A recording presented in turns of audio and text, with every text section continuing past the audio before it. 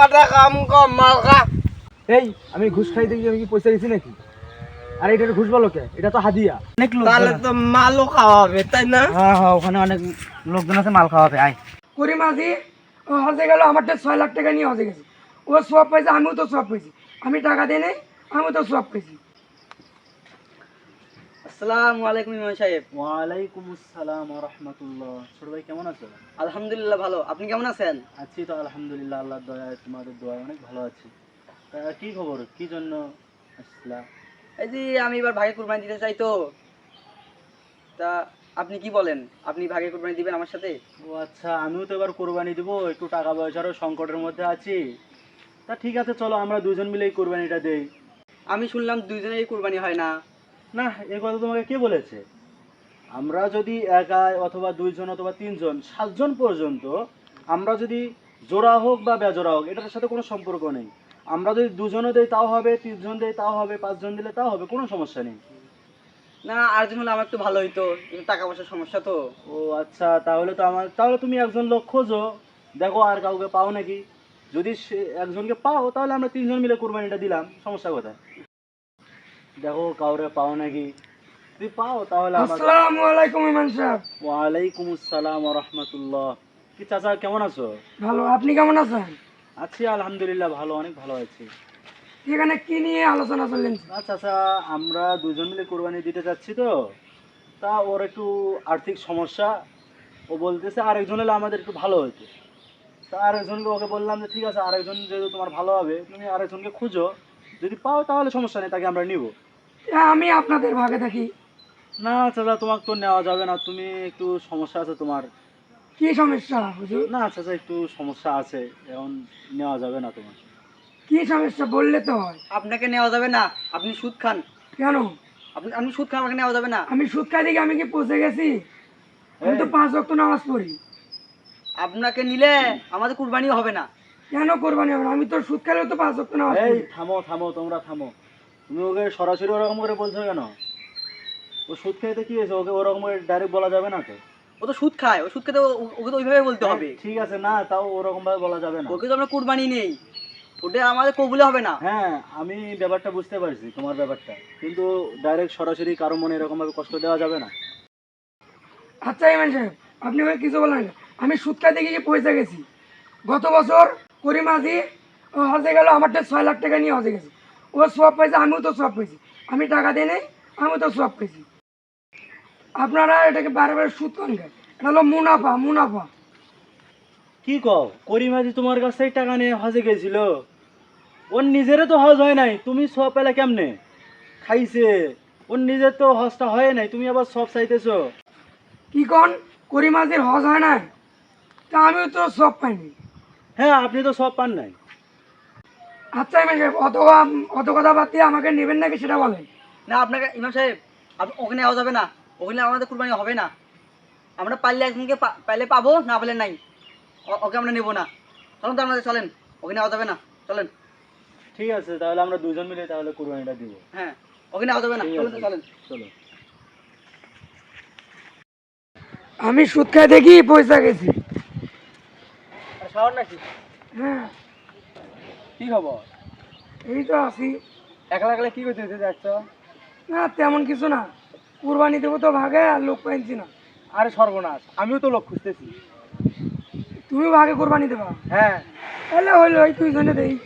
দুজন আরেকজন নিলে ভালো হয়। দেখো কাই আসে, আরেকজন উঠাও। একজন কাজ খুঁজি, সবাই কোরবানি নিয়ে ব্যস্ত। আমিও লোক খুঁজতেছি, অনেক অনেক দিন থেকে খুঁজতেছি, কিন্তু পাইতেছি না লোক। আমিও তো খুঁজতেছি। আরে কি বলছেন ভাই, কেমন আছেন? এই তো ভালো। আরে আপনারা যে বলছিলাম কোরবানির জন্য ভাগে আর লোক লাগবে, তাকে নিয়েছিলেন। হ্যাঁ পাইছি তো, এই মেহেদি ভাই। আরে ইনাকে তো নেওয়া যাবে না। কেন? আরে ইনি তো ঘুষখোর। ঘুষ করলে কি হয়েছে? না না, ইনাকে নেওয়া যাবে না। এই আমি ঘুষ খাইতে গিয়ে আমি কি পয়সা দিছি নাকি? আর এটা ঘুষ বলো কে? এটা তো হাদিয়া। হ্যাঁ, কেউ যাইতে পারে না না দিয়া। না না, ঘুষখোরকে নেওয়া যাবে না। না ঠিকই বলছো, নেওয়া যাবে না। এই আমি ঘুষ খাই দেখে আমার কোরবানি কবুল হবে না, তুমি তো সুদ খাও, তাহলে তোমার কোরবানি কবুল হবে। এই এটা সুদ না, এটা মুনাফা। এই থামেন, আমরা দুইজন, আমি তোমার দুইজনের সাথে একজনের সাথে কোরবানি দেবো না। পারলে আমি একটা ছাগল কিনে আমি কোরবানি দেবো। ভাগে রাখুন আমরা দুজন। এই শাওন, তোমারও একটু সমস্যা, আমারও একটু সমস্যা। তুমি সুদ খাও, আমি ঘুষ খাই, এই কারণে আমাদের কেউ কুরবানিতে নিতে চায় না। যদি কারো পাই তাহলে নিব, না হলে আমরা দুজনের পক্ষে কুরবানি দিব। হ্যাঁ এটাই ঠিক, চলো। চলো। কি রে দুঃখ নাকি এটা? কি করতেছিস? হ্যাঁ বসে হাতে কি এগুলা? হ্যাঁ এই যে 3 দিন পরে যে কোরবানি, তোর কি কোনো হুশ জ্ঞান আছে? তুই তো এখানে বসে বসে মদ খাচ্ছিস, এটা কি তোর কোনো হুশ জ্ঞান আছে? চল চল ওদিকে চল। ওঠ। এখানে বসে বসে মদ খেলে হবে নাকি? হ্যাঁ আরে বড় ভাই আমাকে কই নিয়ে আয় যাচ্ছেন? এদিকে, এদিকে আয়। এটা 2 দিন পরে কোরবানি, আমাদের তো কেউ কোরবানি ভাগে নেবে না। চল দেখে যদি চোর ডাকাত যদি খবর টবর পাই, যদি ঘুষ করে খবর পাই, ওদের ওখানে সাথে- অনেক লোকজন আছে না? হ্যাঁ ওখানে অনেক লোক। তাহলে তো মালও খাওয়া হবে, তাই না? হ্যাঁ হ্যাঁ ওখানে অনেক লোকজন আছে, মাল খাওয়াবে। আয়, একে নিয়ে আর পারি না রে, এ জীবনটা শেষ করে দিল আমার। এ আস্তে আস্তে দেখি আসে মাল খায় বসে আছে, পারি না আর একে নিয়ে। আমাদের 5 জনকে তো কুরবানিতে কেউ নিতেই চায় না। হ্যাঁ এই চোর, মদারু, ডাকাত, সুদখোর, এখানে আমাদের কেউ নিতে চায় না।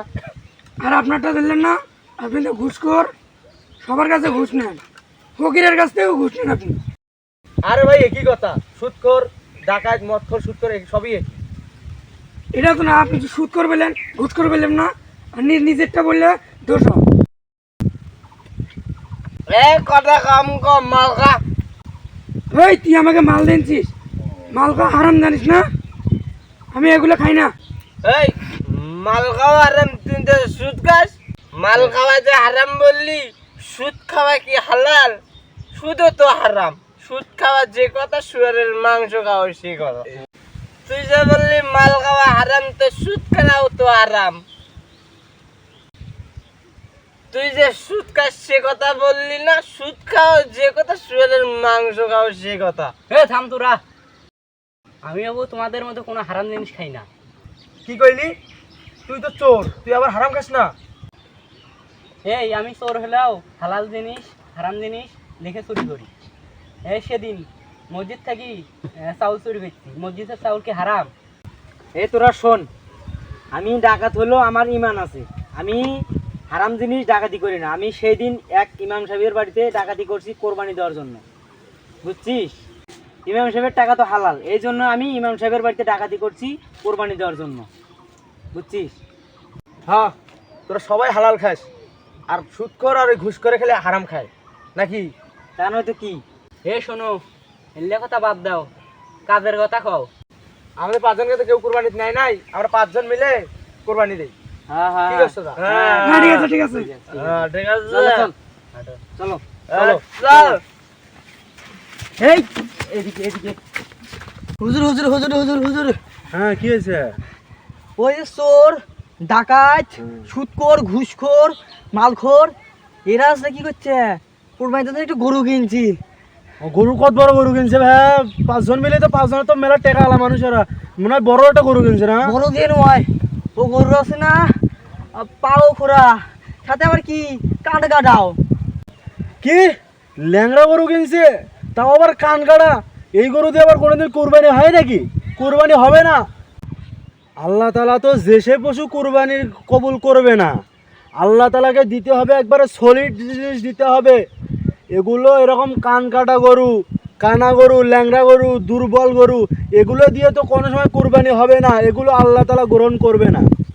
কি কও? তাছাড়াও তো ওদের কুরবানি হবে না। ওরা একজন সুদ খায়, একজন ঘুষ খায়, একজন মালখোর, একজন চুরি করে, একজন ডাকাতি করে নিয়ে আসে। ওদের আবার কুরবানি হবে নাকি? চলো তো তুমি বাবু, আমাদের ঈদের নামাজের সময় হইতেছে, তুমি গোসল করে আসো, চলো নামাজ পড়তে যাবো, চলো চলো।